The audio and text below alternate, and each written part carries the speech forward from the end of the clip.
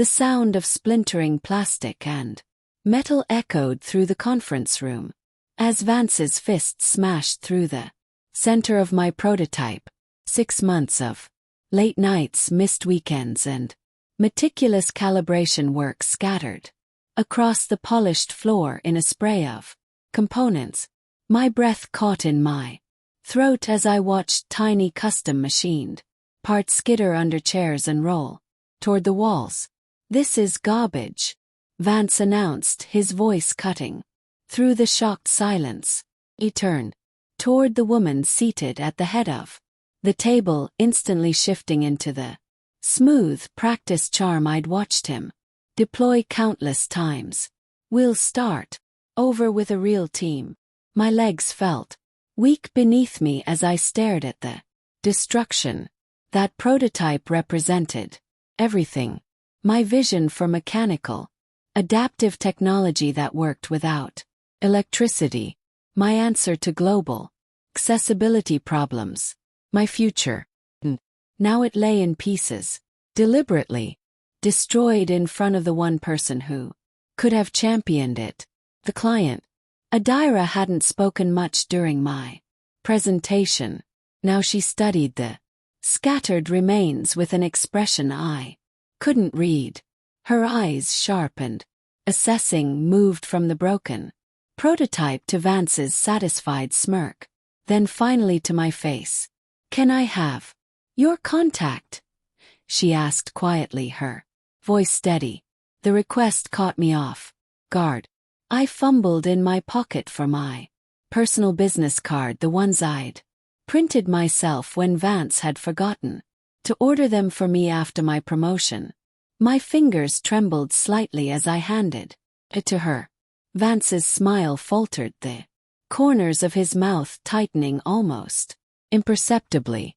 "Dira, I assure you our team will develop something much more aligned with industry standards."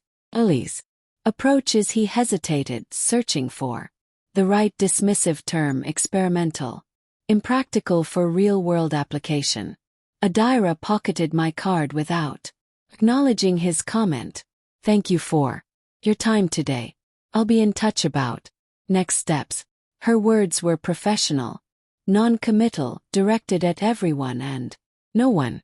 As the meeting dispersed, I knelt on the floor, gathering the salvageable pieces of my work. Component felt like a small wound in my hand. The titanium joint connectors I'd designed to withstand extreme conditions. The pressure-adaptive hinges that required no electrical components.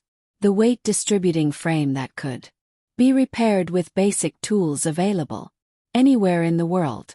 "Leave it," Vance said, standing over me once the clients had left. "Maintenance will clean up." Looked up at him, my vision blurring slightly. "These are custom parts for a project that's officially terminated," he replied, checking his The design review committee agreed with my assessment. "We're moving forward with the standard electronic framework." "You never submitted my full documentation to the committee," I said, the realization washing over me. "Told me the meeting was next week." "And, frog, I made an executive decision to fast-track the process. Your design was never going to meet market requirements." He straightened his tie.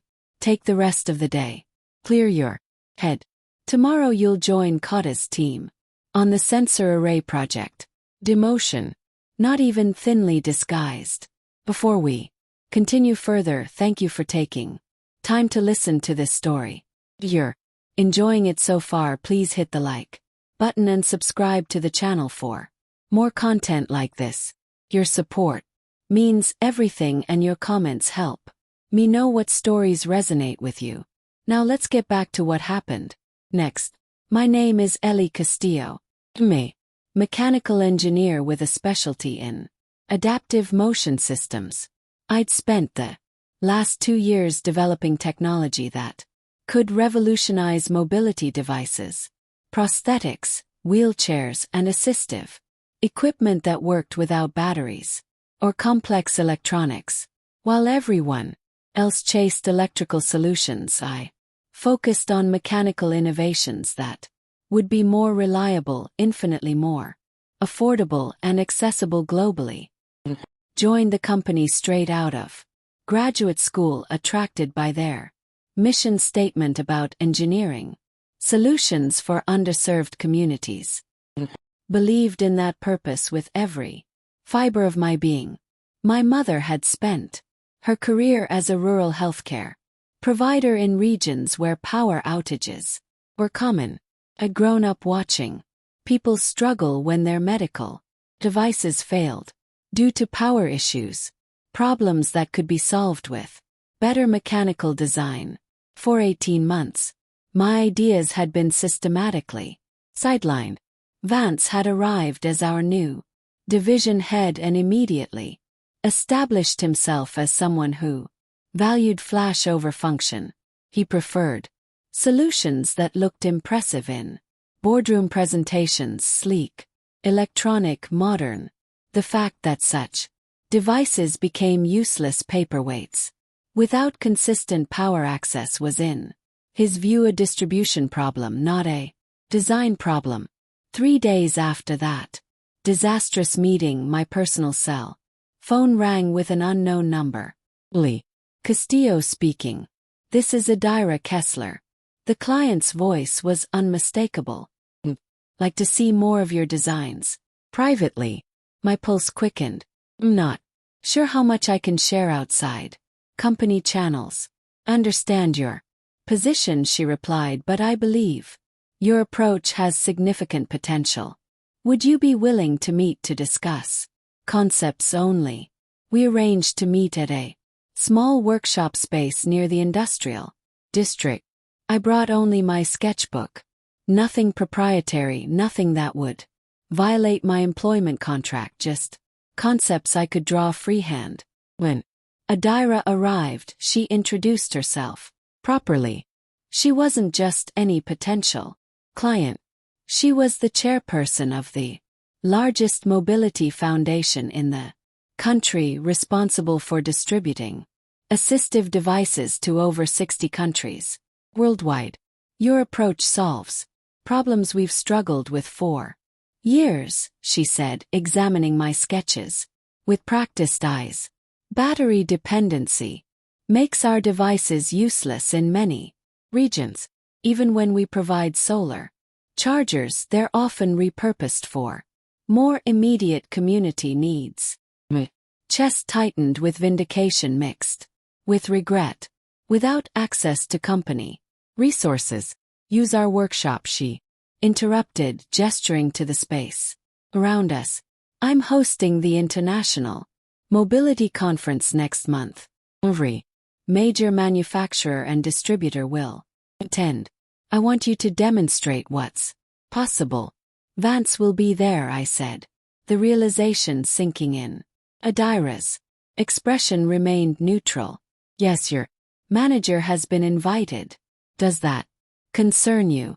It should have terrified me. But staring at the opportunity before me, the chance to finally demonstrate what I knew was possible, I felt something harden inside me. Resolve I hadn't known I possessed. Not anymore, I answered. For 3 weeks I maintained a precarious double life.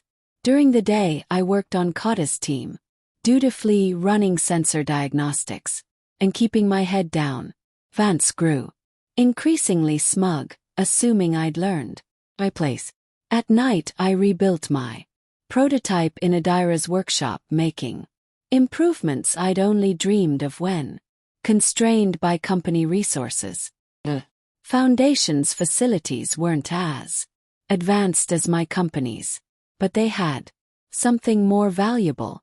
Artisans who regularly repaired devices returned from the field. This joint fails constantly, said Miko, a wheelchair repair specialist, pointing to my initial design. Dust gets in here and locks it up. I redesigned it that night, creating a sealed bearing system that could be cleaned with nothing more than a damp cloth. Each interaction taught me something new about real-world conditions my devices would face. The night before the conference, I stood back and looked, and not just my rebuilt original design, but 3 additional prototypes, addressing different mobility needs, functioning without electrical power, all reparable with basic tools, all manufacturable at a fraction of standard. Are you ready for tomorrow? Daira asked, stopping by for a final check. Ran my hand along the main mobility device, a wheelchair that could easily navigate rough terrain without motors, that could be adjusted for growing children, that could be fully repaired by users with minimal training. I've been ready for 2 years, I replied. I just needed someone to see it. The day of the conference arrived with a storm that matched my nerves. Rain lashed against windows as I transported my prototypes to the exhibition hall, each covered under waterproof tarps. I'd called in sick to work, sending a brief message to Kata that I had a fever. By noon my display was ready, but concealed behind partition walls that Daira had arranged.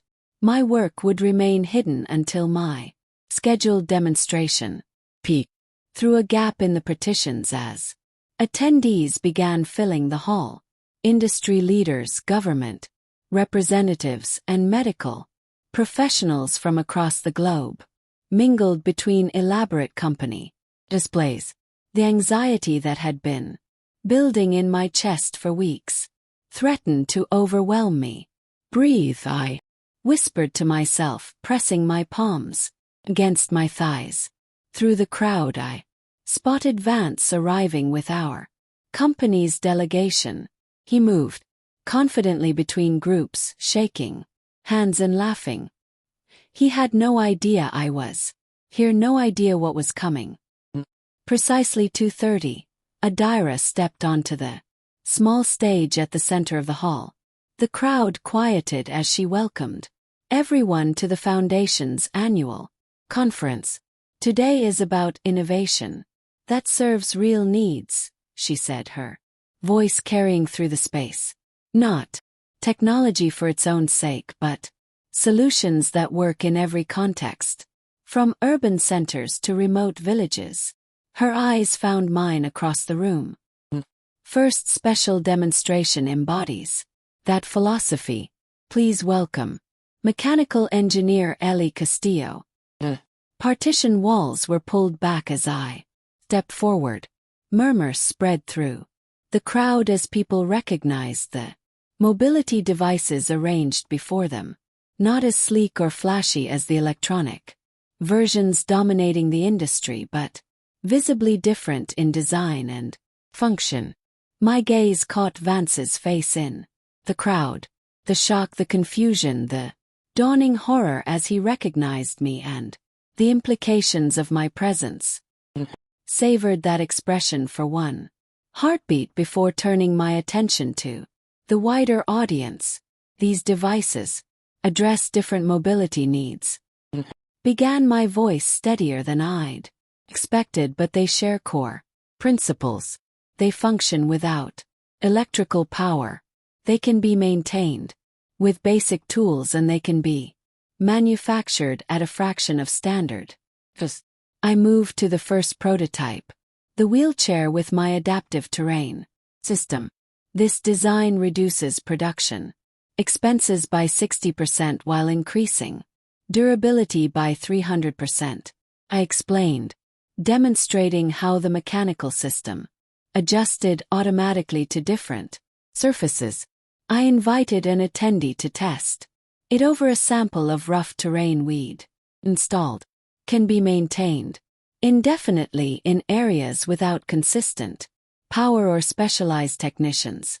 Questions erupted from the crowd. Answered each one methodically, demonstrating features, explaining mechanical principles, showing repair procedures, manufacturing. Representatives pushed forward with cards. A government procurement official asked about immediate licensing options From the corner of my eye, I saw Vance, attempting to approach, only to be blocked by the density of the interested crowd. His face had shifted from shock to something darker, more calculating. As my demonstration concluded, applause rippled through the audience. People surged forward, eager to examine the prototypes more closely, to leave contact information, to discuss potential applications. I noticed several people from my own company watching with expressions ranging from confusion to admiration. None dared approach while Vance lingered at the periphery. As the crowd finally thinned, Adira approached with an older man. Instantly recognized Vera Lassen, the semi-retired founder of my company. Breath caught. I hadn't seen him in person since my initial job interview. Fascinating approach, he said, running his hand along the frame of my primary prototype. Especially strange since your manager claimed these mechanical concepts were thoroughly explored and abandoned as impractical. My stomach dropped. He's been dismissing your work across the industry, Adira explained, her tone matter-of-fact, claiming these designs were his early concepts that proved unfeasible during development testing. The ground seemed to shift beneath me. When did he say this? Last month at the Healthcare Innovation Summit, Vera replied. He gave a presentation on why your company had pivoted entirely to electronic solutions. Your mechanical approach was specifically cited as a failed experimental pathway. Werner's expression hardened as he studied my face. I built this company to solve problems, not protect outdated thinking. He handed me his card, the gesture deliberate. I've maintained my board position. We should discuss your future, with or without your current management.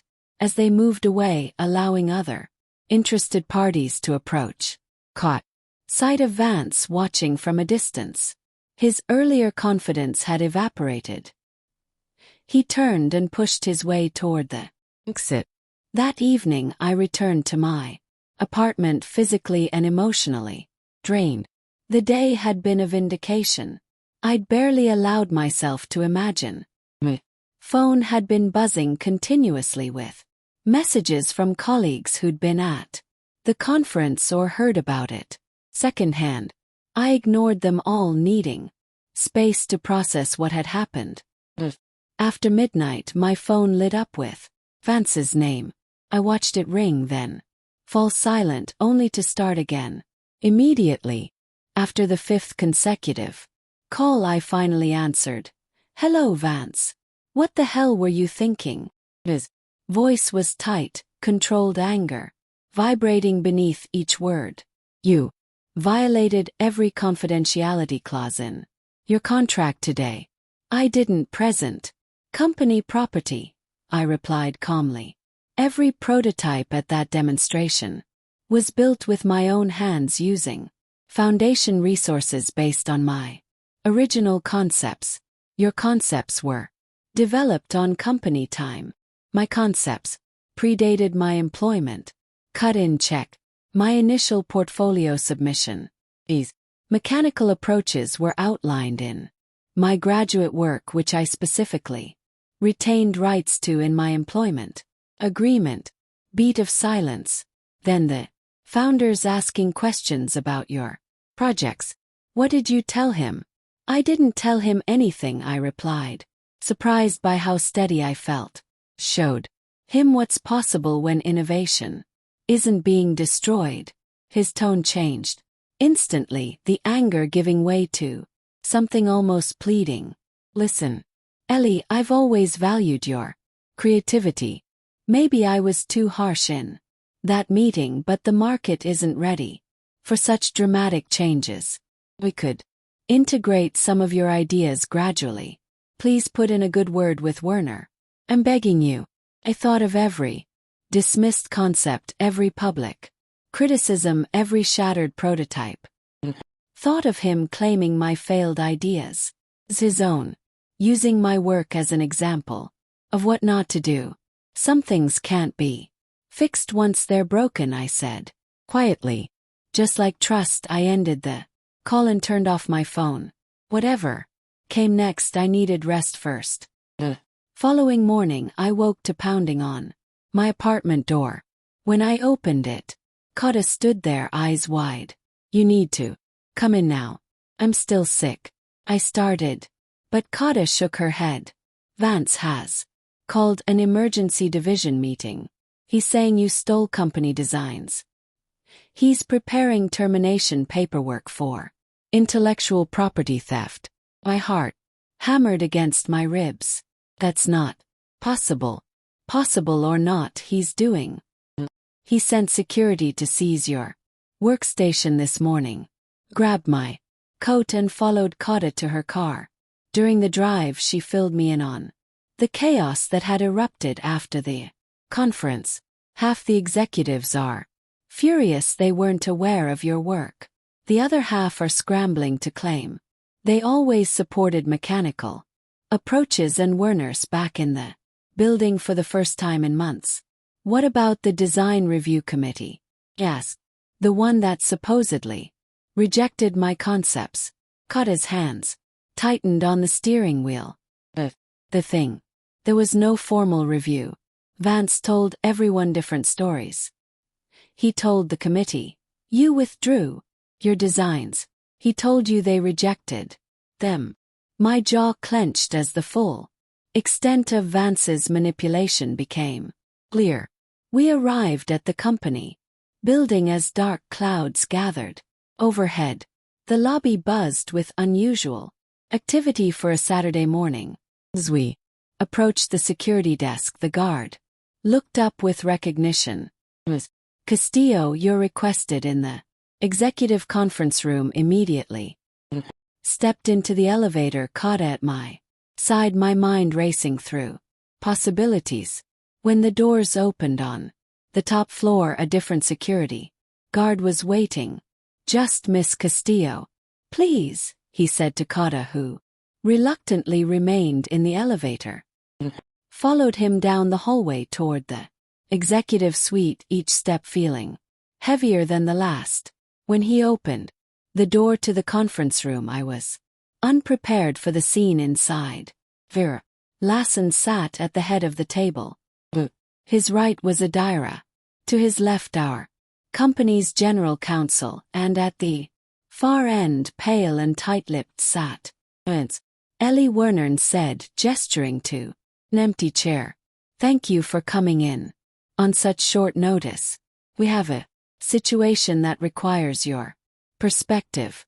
I sank into the indicated chair, acutely aware of every eye in the room fixed on me through the floor-to-ceiling windows behind Vera. Lightning flashed across the darkening sky, casting momentary shadows across the tense faces around the table. Understand there's some disagreement about the origin of the prototypes displayed at yesterday's conference. Vera began, his tone measured. Has raised concerns about potential intellectual property violations. Leaned forward, a folder open before Ellie's designs utilized proprietary mechanisms developed under company resources. The demonstration was unauthorized and represents a clear breach of contract. My pulse quickened as Vera turned to me. Would you care to respond to these allegations, Ellie? Took a deep breath, gathering my every component in those prototypes was designed and built by me, using foundation resources based on conceptual work I developed during my graduate studies, work specifically excluded from my employment agreement. The general counsel, a woman named Lena, with silver-streaked hair, glanced between us. This comes down to documentation and timing. When were these concepts first developed? And what evidence exists to support each claim? Have my original thesis and design journals from graduate school. I replied. They clearly outline the mechanical approach I've been refining. I can provide them immediately. Convenient, Vance said with a dismissive wave, but irrelevant. Any similar concepts were substantially transformed. Using company resources during your employment. The innovations demonstrated yesterday incorporated techniques developed by our senior engineering. Werner's eyes narrowed slightly. Which innovations specifically? Vance? The adaptive pressure response system for one that was developed in the Mathis project last year. Interesting. Adira interjected, speaking for the first time. She slid a tablet toward the center of table. Because I've reviewed Ellie's graduate work from 3 years ago, the adaptive pressure system is clearly documented there, including preliminary stress tests. Lena took the tablet, scrolling through the displayed documents with practiced efficiency. Her expression remained neutral, but I noticed her eyebrows lift slightly. This documentation is time-stamped, predating her employment by nearly a year, she said finally. It establishes that these mechanical principles originated from Ms. Castillo's graduate research. Werner leaned back in his chair. His fingers steepled thoughtfully. Vance, he said slowly, would you like to respond to that? Vance's jaw tightened. Concepts evolve, he said. It's not unusual for similar ideas to. Similar ideas don't carry identical design language and test parameters, Lena interrupted crisply. These files are conclusive. They're her work. The silence that followed stretched thin across the room. Outside, thunder rolled, a low, distant echo that seemed to mirror the weight of the moment. Vance's eyes darted toward Werner, searching for some sign of rescue, but none came. I think that settles it, Werner said at last. The designs in question belong to Ms. Castillo. The company has no claim. Adira nodded slightly, her expression calm but resolute. Integrity in innovation matters as much as innovation itself, she said quietly. I believe Ms. Castillo's work embodies that principle. Vance looked smaller then, shoulders slumped, confidence drained. For the first time, he didn't look like a man in control. He looked like someone who realized the walls were closing in. Werner's voice carried finality. Mr. Shaw, you're relieved of your position effective immediately. Legal will follow up regarding your conduct and the false statements you've made to the board. He turned to me. Ms. Castillo, you're welcome to continue your work with us, or not. That choice is yours. I sat very still for a moment, absorbing everything. The vindication I had dreamed of was right there, offered to me on a silver plate. I could stay, rebuild, watch Vance's empire crumble from the inside. But something deeper stirred, a quiet exhaustion that had been growing for years. Thank you, I said softly. But I think I'm done here. Adira's eyes met mine. There was understanding in them. No persuasion, no disappointment, only respect. When you're ready, she said. Our foundation's doors are open. There's still a world that needs what you're building. I nodded, the tension easing from my shoulders. I'll keep that in mind. As I stood, Vance spoke. His voice barely above a whisper. Ellie. I didn't mean for it to go this far. I paused at the doorway, rain streaking the glass behind him. That's the thing about damage, I said quietly. You never think it. Outside, the storm had softened to a drizzle. The city lights blurred through the rain, and for the first time in years, I felt something close to peace. My career, my reputation, my designs. None of it mattered as much as the freedom that came from walking away on my own terms. Weeks later, I received an email from Adira's foundation. The subject line simply read, "Ready when you are." I smiled, closed my laptop, and looked around the small workshop I'd been renting, a space cluttered with tools, sketches, and possibilities. The next chapter wasn't about proving anyone wrong. It was about finally building the world I'd always imagined. No applause. No headlines. Just quiet, steady progress. Because sometimes the best revenge isn't victory. It's peace.